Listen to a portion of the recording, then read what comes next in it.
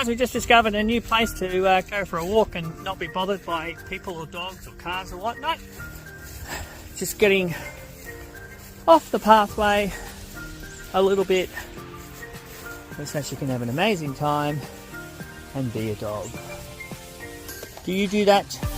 Or do you just walk your dog locally around your local home, through suburban streets, where there's lots and lots of distractions, things that can trigger them off?